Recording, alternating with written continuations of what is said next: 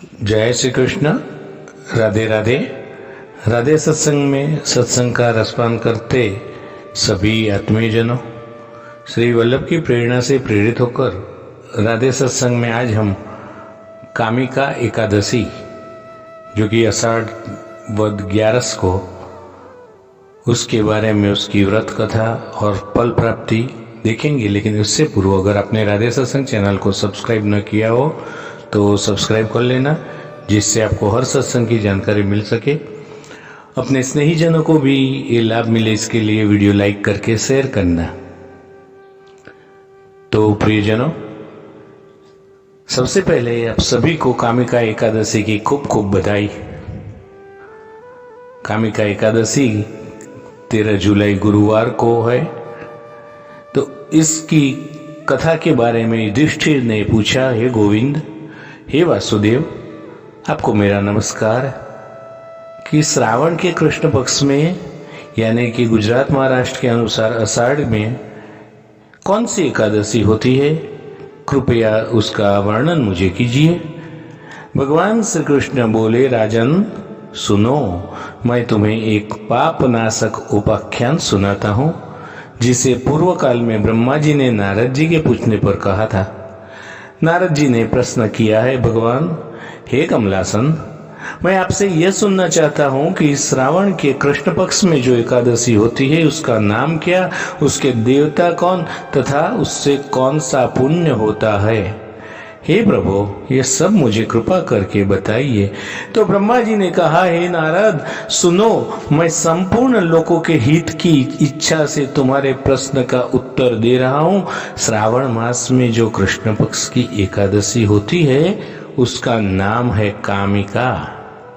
उसके स्मरण मात्र से वाजपेयी यज्ञ का फल मिलता है।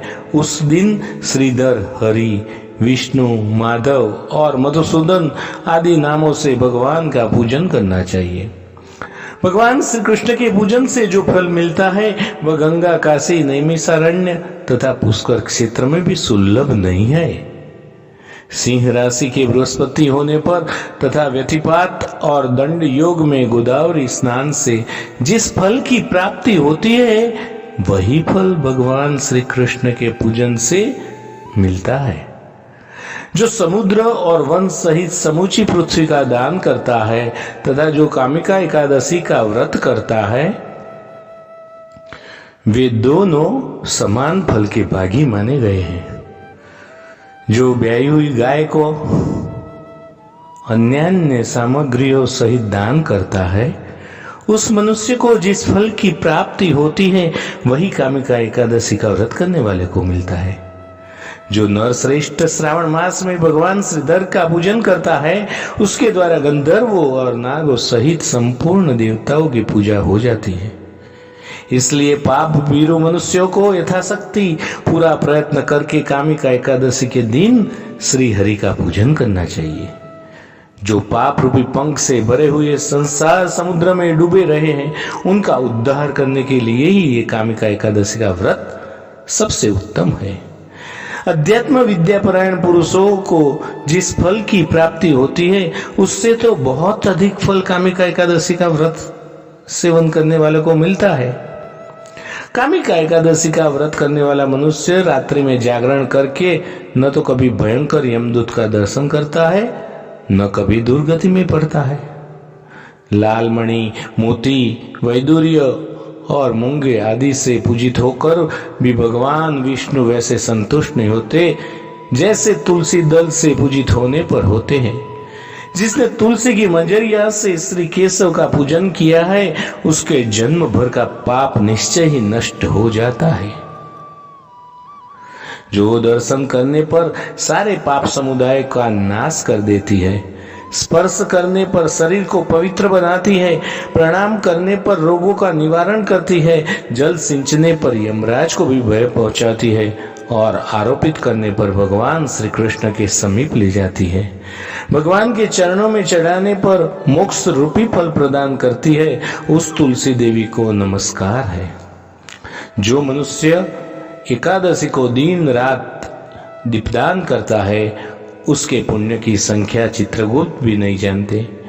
एकादशी के दिन भगवान श्री कृष्ण के सन्मुख जिसका दीपक जलता है उसके पितर स्वर्ग लोक में स्थित होकर अमृत पान से तृप्त होते हैं।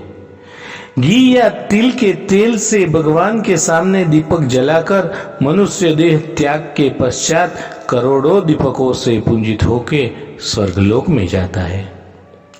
तो भगवान श्री कृष्ण कहते हैं, युधिष्ठिर, यह तुम्हारे सामने मैंने कामिका एकादशी की महिमा का वर्णन किया है। कामिका सब पातकों को हरने वाली है, इसलिए मानव को इसका व्रत अवश्य करना चाहिए।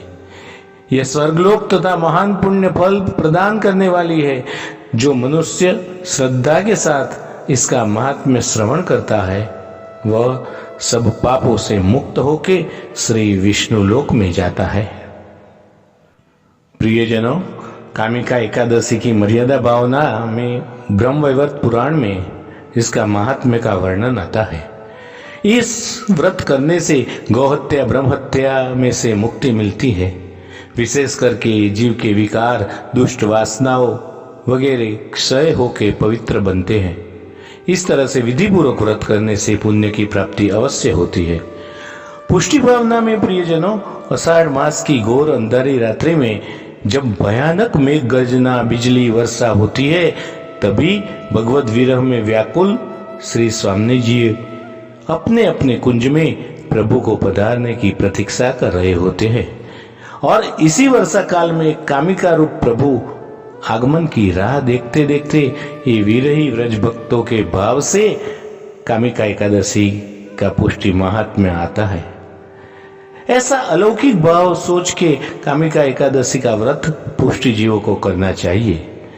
तो प्रियजनों, इसके साथ फिर से आप सबको कामिका एकादशी की खूब बधाई और आज के सत्संग को श्री वल्लभ के चरणों में समर्पित करके अत्र विराम दे। फिर मिलेंगे राधे सत्संग में नए सत्संग के साथ। जय श्री कृष्ण। राधे।